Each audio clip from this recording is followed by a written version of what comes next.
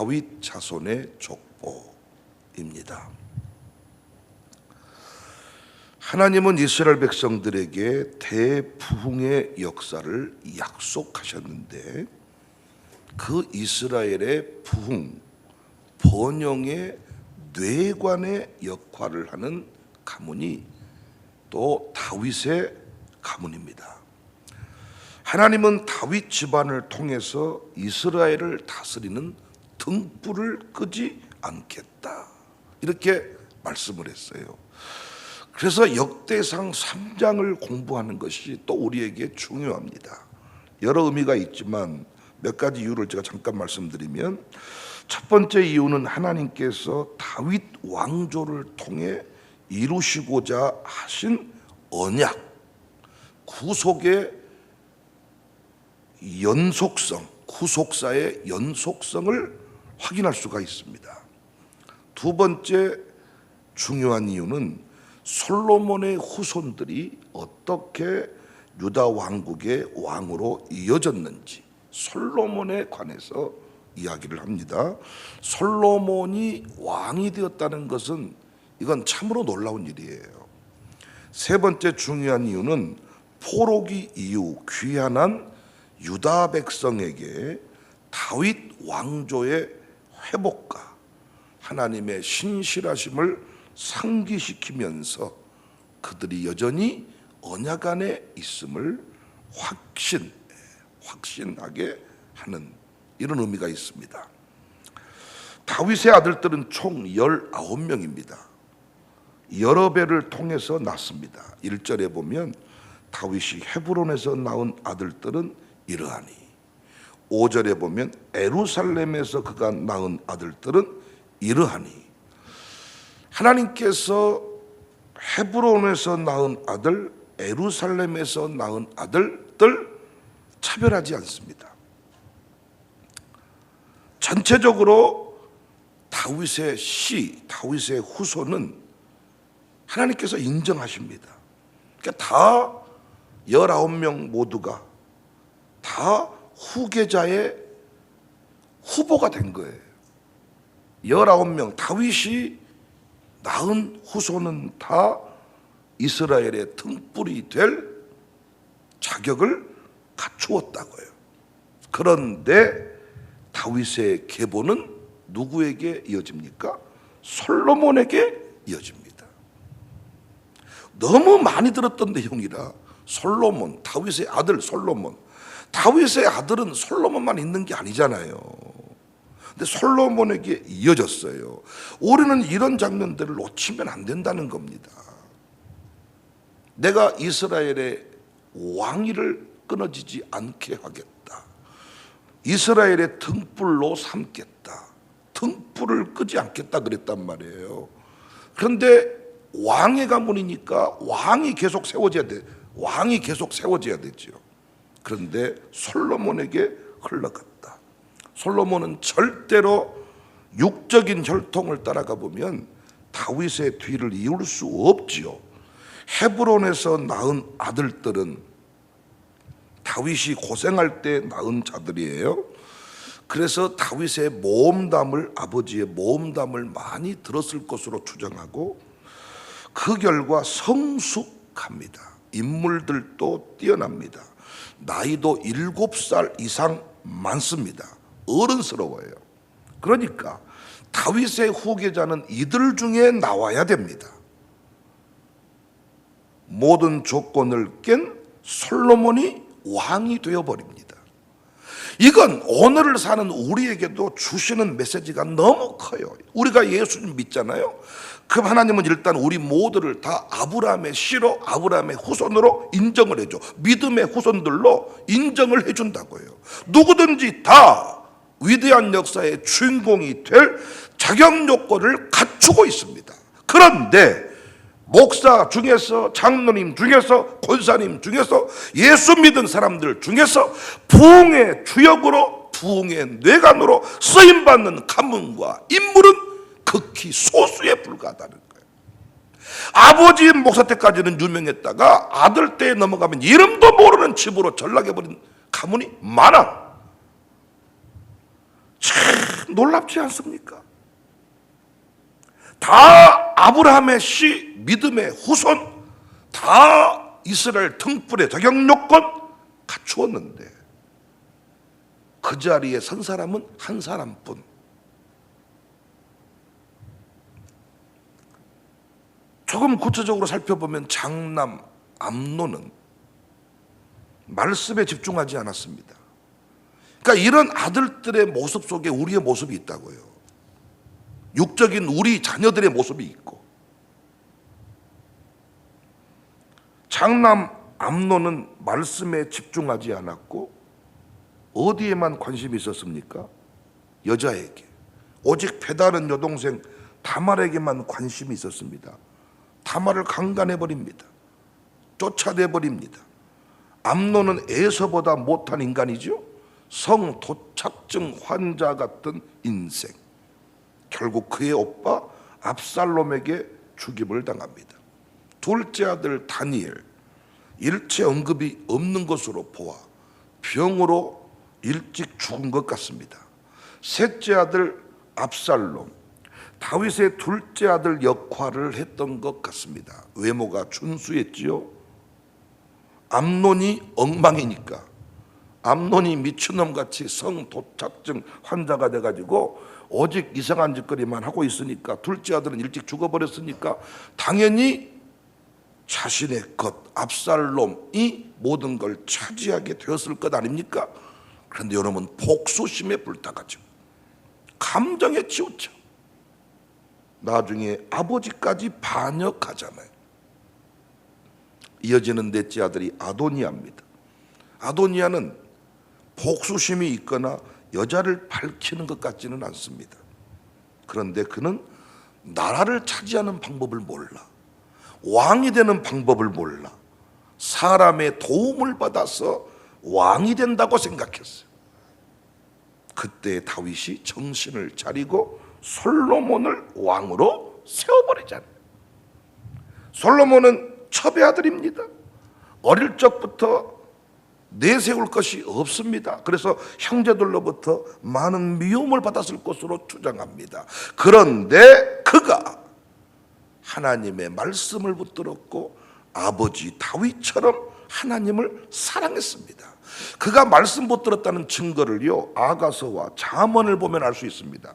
아가서와 잠언서를 보면 오랜 시간 다져진 말씀의 영성을 볼 수가 있잖아요. 또한 그의 어머니가 유별나게 기도했던 것 같습니다. 잠언 4장 3절에 나도 내 아버지에게 아들이었으며 내 어머니 보기에 유약한 외아들이 었노라. 어떻게 밧세바가 솔로몬을 키웠고 왕이 세워질 때 어떻게 했는지 여러분 잘 아시잖아요. 다시 말씀드리지만 하나님은 오늘 또 우리 모두에게 기회를 줬어. 우리 모두에게, 이 땅에 있는 모든 목사에게 다 기회를 줬어. 샬롬 스쿨에 입학함과 동시에 모두에게 다 기회를 줬어. 그런데 그 기회를 붙잡고 그 기회를 실제 부흥의 역사로 우리 가문의 간증으로 만들어가는 사람은 항상 소수라는 사실입니다. 말씀을 안 믿기 때문에, 약속을 던져버리기 때문에, 형태만, 껍데기만 가지고 있기 때문에.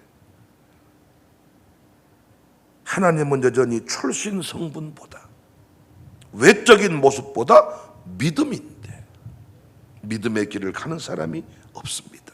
사랑하는 여러분, 우리는 하나님이 허락하신 기회를 실제 간증의 역사로 만들어 가십시다. 기회를 놓쳐버리면 안 돼요. 솔로몬에게 이어진 이스라엘의 역사는 엄청난 부흥을 이루었습니다. 그런데 오래가지 못합니다. 솔로몬이 죽고 르호보암 때 10지파가 분리돼 버립니다. 하나님은 다윗처럼 행할 때 다윗의 번성을 주시는데 이 르호보암 때 이미 솔로몬 후반부부터 그 신앙의 모습이 사라져 버려요. 그래서 제가 그토록 같은 신앙을 후대에 전수해야 된다.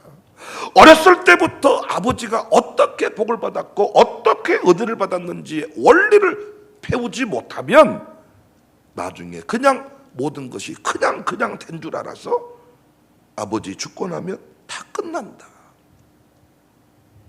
10절부터 솔로몬을 이어서 이스라엘을 통치한 후손들이 쭉 나옵니다. 10절부터 솔로몬의 아들은 르호보암이요 그의 아들은 아비야요 그의 아들은 아사요 그의 아들 요사밭 쭉 나오는데 잘 아시는 바대로 뒤에 이름들을 쭉 보시면 악한 왕, 선한 왕의 역사가 반복됩니다.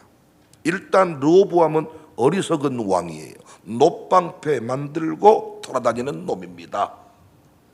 그의 아들 아비야 열왕기상 15장에 보면 악한 놈입니다.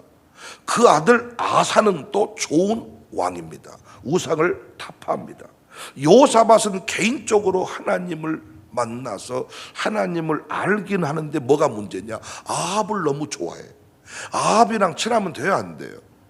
아합의 집안이랑 결혼하면 돼야 안 돼요. 근데 아합 왕을 너무 좋아해서 몇 차례 위기를 겪습니다. 11절에 그의 아들은 요람이요 그의 아들은 아하시야요 그의 아들은 요스아요.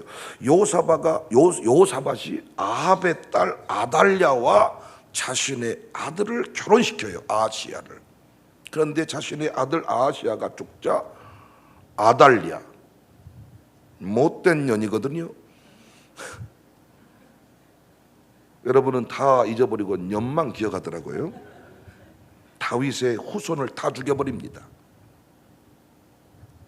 그리고 자신이 왕이 돼요. 등불을 끄지 않는다 했는데 다윗의 실제 후손은 여기서 종결이 되는 느낌입니다. 그런데 아달랴가 모든 왕자들을 다 죽이는 피바람을 막 일으킬 때 갓 태어난 왕자 한 사람을 빼돌리는 사건이 일어나는데 그 왕자가 요아스입니다.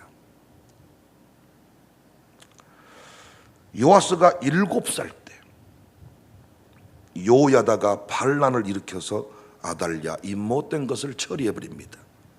다시 하나님의 나라가 회복됩니다. 하나님의 역사, 하나님의 거대한 역사가 흘러간다고요. 물론 요아스도 요야다가 죽은 뒤에 다시 세상을 따라가 버리죠. 그래서 결국 신하들의 칼에 찔려 죽습니다. 그러다가 하나님의 역사가 13절에 히스기야로 이어져요. 13절 그의 아들은 아스요 그의 아들은 히스기야요 그의 아들은 므낫세요. 그런데 히스기야는 선한 왕이죠. 그런데 또 그 집 아들놈의 쉐키는 나쁜 놈이죠. 므낫세. 그 중에 또 누가 나오냐? 요시야가 나옵니다. 14절에 그의 아들은 아몬이요 그의 아들은 요시야이며 요시야는 마지막 등불이라 합니다. 요시야는 예루살렘 성전 수리 중에 두루마리 율법책을 발견하고 읽어보니까 자신들이 온통 멸망할 죄를 진 거예요. 그때 가슴을 찢고 회개해서 부흥을 만듭니다. 그런데 그도 오래 살지 못해요. 애굽에 바로 누고의 군대를 막으러 갔다가 죽습니다. 요시야의 아들이 4명이에요. 15절 요시야의 아들들은 맏아들 요호난과 둘째 요야김과 셋째 시드기야와 넷째 살룸이요 요야김의 아들들은 그의 아들 여고냐 그의 아들 시드기야요 맏아들 요하나는 왕이 되지 못합니다. 아마도 자격이 조금 모자랐던 것으로 보이고요. 넷째 아들 샬룸 여호아하스라고 이름하고 왕을 세웠습니다. 악한 왕이고 애굽 왕 바로누고가 3개월 만에 잡아가 버립니다. 그래서 둘째 아들 요야김을 왕으로 세워요. 11년 왕 노릇하다가 바벨론 공격으로 죽습니다. 그리고 그의 아들 요야킨 요야긴이 왕이 돼요. 왕이 된 지 3일 만에 바벨론 군대 포로로 끌려갑니다. 요고냐가 포로로 끌려간 지 37년 만에 감옥에서 풀려나서 왕의 식탁에서 먹게 돼요. 요야긴이 끌려간 후에 그의 삼촌 시드기야가 유다의 왕이 돼요. 통치 11년 만에 바벨론에 함락이 됩니다. 요야긴이 끌려간 후에 그의 삼촌, 제가 하고 싶은 말이 따로 있으니까 들으시면 돼 그냥. 나도 이거 안 써오면 몰라요. 그의 삼촌 시드기야가 유다의 왕이 돼요. 17절, 사로잡혀간 여고냐의 아들들은 그의 아들 스알디엘, 통치 11년 만에 바벨론에게 함락을 당했다 그랬죠. 그런데 끝날 것 같은 역사가 다시 시작이 돼. 17절에 사로잡혀간 여고냐의 아들들은 그의 아들 스알디엘과, 에레미야 선지자가 예언을 합니다. 여고냐에게는 자식이 없을 것이다. 에레미야 22장 30절, 여호와께서 이와 같이 말씀하시니라. 너희는 이 사람이 자식이 없겠고 그의 평생 동안 형통하지 못할 자라. 기록하라. 이는 그의 자손 중 형통하여 다윗의 왕이 앉아 유다를 다스릴 사람이 다시는 없을 것임이라 하시니라. 그런데 오늘 본문 족보에 보면 여고냐의 아들들, 그 후손들이 엄청나게 많아요. 회개한 후에 하나님이 자손들을 주셨고 스룹바벨과 같은 인물들이 나옵니다. 그리고 스룹바벨 이후에 4대가 더 기록이 돼요. 19절 이하를 보시면 부다의 아들들은 스룹바벨과 시므이요, 스룹바벨의 아들은 무술람과 하나냐와 그의 매제 슬로믹과 또 하수비와 오엘과 페게랴와 하사다와 유삼헤셋 5사람이요. 이어집니다. 그러다가 다윗의 족보가 예수님 대에 폭발을 합니다. 사랑하는 여러분, 다윗의 가문에 대해서 우리가 잘 알고 있으니까 다윗의 가문이나 여러분과 저의 가문이나 육적인 혈통은 대단한 게 없다고요. 모두에게 다 기회는 주어졌다고요.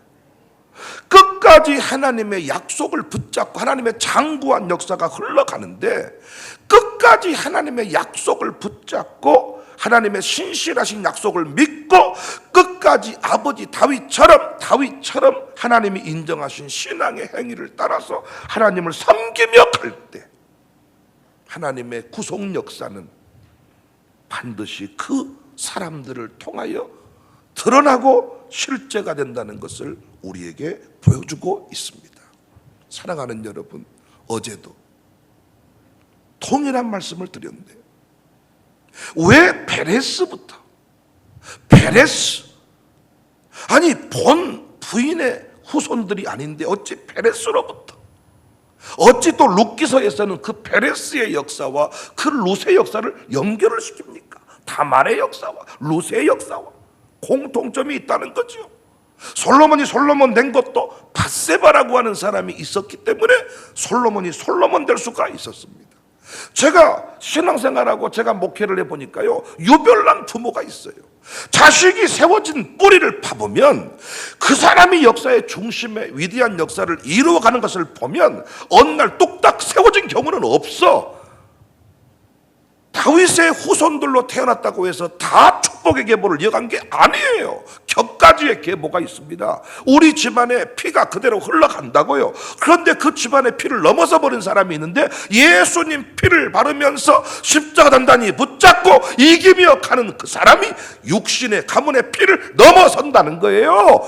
왜 부모님들이요 신앙에 관하여 양보를 해버립니까? 어찌 자식이 주일성수 범하고 돈 벌어오면 감사하다고, 용돈 주면 휴가 보내주면 감사하다고 말해버립니까? 여러분이 신앙의 불을 꺼버리면 여러분 집안에 육적인 피가 그대로 흘러가는데 백씨피, 김씨피, 이씨피 어디다 뭘 쓸 게 있습니까? 기껏해야 우리 밥 벌어 먹고 살기 바쁘고 어떤 모임에 나올 때도 회비 못 내서 못 나오고 가정교회 캠프 가는데 그 좋은 곳에 가는데 돈 없어서 못 가고 일해야 되니 못 가고 내가 못 가는 분을 마음 아프게 하는 게 아닙니다. 아니 여러분 얼마나 마음이 아픕니까? 모든 사람은 다 강원도 휴가 가는데 나만 못 가. 왜? 일해야 되고 돈이 없고 회비를 못 내고 회비 내냐 못 내냐 이 말했다고 시험 들고 삐치고 돌아지고 여러분 자식의 가문, 여러분 자식이 그렇게 살기를 원하냐고요. 어떤 사람은 리조트를 지어서 수많은 것들을 누리며 사는 사람이 있는데 나는 회비 못 내서 리조트를 못 가. 우리 육신의 가문이 뭐 얼마나 대단하냐고요. 그러니까 왜 똑같은 상황에서 신앙생활을 하는데 어떤 집안은 끝내 결론에 부흥의 폭발이 일어났고 어떤 집은 그냥 육적인 수준에서 살다가 죽게 되냐 그 말이죠. 지금 역대기서에서 끊임없이 하고 있는 얘기는 그 얘기입니다. 바벨론 포로가 왜 되었느냐? 너희들 바벨론 포로에 돌아왔다고 끝인 줄 아느냐?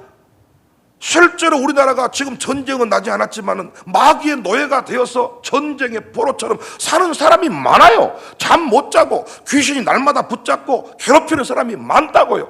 육적으로는 포로가 안 됐지만 영적 포로가 된 사람이 얼마나 많습니까? 그래서 우리가 예수님을 믿었는데 똑같은 왕의 후손들의 조건을 갖추었는데 왜 실제로 왕위를 누리는 사람이 있고 누리지 못하는 사람이 있냐 그 말이야. 왜 교회에서 자꾸 시험 들고 삐치고 토라지고 가겠니 못 가겠니 하겠니 안 하겠니 누구 때문에 신앙생활 하냐고요. 누구 때문에?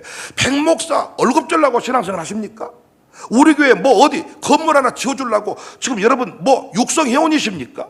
아니 여러분도 그렇고 저도 그렇고 결국은 우리 가문의 위대한 영광 그것이 결국 하나님 나라 확장임을 깨달았기 때문에 오늘 또 길을 걸어가는 거잖아요. 그래서 우리가 서로 축복하는 게 중요하지만 때로는 누가 축복 안 해줘도 왜 내 신앙의 근본이 흔들리냐 그 말이야. 난 여기 있는 차장팀들도 차장을 누구를 위해서 하는지 몰라. 다 그런 건 아니지만 어떤 친구들 어떤 사람들은 아주 행세를 하면서 내가 해주는 거 감사한 줄 아세요? 여기서 찬양을 한 사람이 더 해주면 내가 영광을 받습니까? 결국은 이 모든 것이 다 하나님 나라 확장에 하나님의 모든 복을 누리는 통로인데 결국은 똑같이 다 기회가 주어졌지만 어떤 사람은 여기서 복으로 만들어가는 사람이 있고 아니 하나님께서 기억하셔서 여기 청년들 중에서 자기 배우자감 제대로 된 배우자감 하나만 만나게 해줘도 번전 뺀 거 아니에요? 여자로서 결혼 남자로서 결혼 배우자 잘못 만나면 인생 끝나는 거 아니냐고요. 결혼 때만 갚아줘도 지가 눈물로 헌신한 거 끝난 거 아니냐고요. 아닙니까? 여러분이 주를 위해 헌신한 거 자식 때에 갚아줘도 자식이 잘 풀려서 자식한테 뒷바라지만 안 해도 번전 뺀 거 아니냐고요. 신앙생활 누구를 위해 하냐고요. 교회에서 일터 선교사, 교육 선교사, 장로님, 권사님을 헌신하는데 누구를 위해 직분 감당하냐고요. 누구를 위해. 제가 굳이 여러분들의 성질 낼 필요 없잖아요. 여러분을 잘 세우는 게 제 사명이지만 여러분 때문에 목회하는 건 아니잖아요. 여러분이 칭찬해주면 목회 잘하고 안 도와주면 성질내고 그럴 필요 없잖아 우리가. 내게 주어진 길을 제대로 걸어가서 결국 그것이 내 아들 딸들을 잘되게 하는 것이고 우리 가문이 이스라엘의 등불, 대한민국의 등불 역할을 감당하는 것 누리는 것이 우리의 신앙의 목표가 돼야 되지 않겠냐고요. 그런데 어떤 놈은 성도착증 환자, 어떤 놈은 성질머리 하나 감당 못해가지고 날마다 분노 폭발하다 끝나고 어떤 놈은 사람한테 아부를 해가지고 어떻게 왕을 한번 해볼까? 그래서 나는요 정말입니다. 어떤 모임에서 회비도 제대로 못 내면서 왜 새벽기도를 빠져? 어떤 모임에서 정말로 돈 때문에 늘 부담받으면서 왜 신앙생활을 엉망으로 하는 거예요? 제가 리얼하게 말해서 그렇지 다른 교회 가면요 아니 다른 교회 가면 그 문제가 그냥 해결이 될까요? 아니지 않습니까? 아버지로서 어머니로서 아들이 유학 가고 싶다는데 돈 없어서 못 보낸다 이렇게 하면서 왜 새벽기도를 빠지냐는 거예요. 다른 사람은 휴가 가서 계곡에 물 담그고 놀지라도 아니 아들이 하고 싶다는 일을 뒷바라지 못해주는 아버지로서 너무 부끄러워서 죽어버릴 생각을 하지 말고 이 새벽에 나와서 다른 사람은 찬송 부를 때 그냥 이빨 파고 콧밥 파고 있을지라도 나는 찬송 부를 때부터 다르게 가야 되겠다고 해야 되지 않겠냐 그 말이죠. 약속을 믿는다면 하나님은 반드시 우리를 세운다고 했으니까 저는 그래서 새벽에 잠 못 자겠더라고요. 이대로 살다 죽을 수 없으니까. 똑같이 목사로 부름받아서 어떤 목사는 세계 열방을 누비는데 어떤 목사는 그냥 시험 들어서 삐치고 토라지고 어떤 여신도 성폭행이나 하고 이렇게 살아서는 안 되겠다 싶어서 미친놈처럼 달려가는 중에 있습니다. 어제도 제가 기업인들 모아놓고 그런 말을 했네요. 약속 붙잡 끝까지 오러줄 사람이 누구냐? 회비가 부담스럽냐? 그럼 내지 말자. 헌금도 각자 알아서 드리라 그랬어요. 하지 말. 헌금이 부담되면 하지 말자 그러면. 다만 약속을 붙잡고 끝까지 눈물 뿌려서 부흥을 만들어낼 사람만 남아라. 회비 내서 우리가 밥 먹는데 밥 먹지 말아보자 그러면. 끝까지 눈물 뿌려 부흥을 만들어낼 사람만 남자. 나는 어떤 일 하든지 간에 다 그렇게 역사를 이루었으니까 숫자 노름하고 싶지는 않다.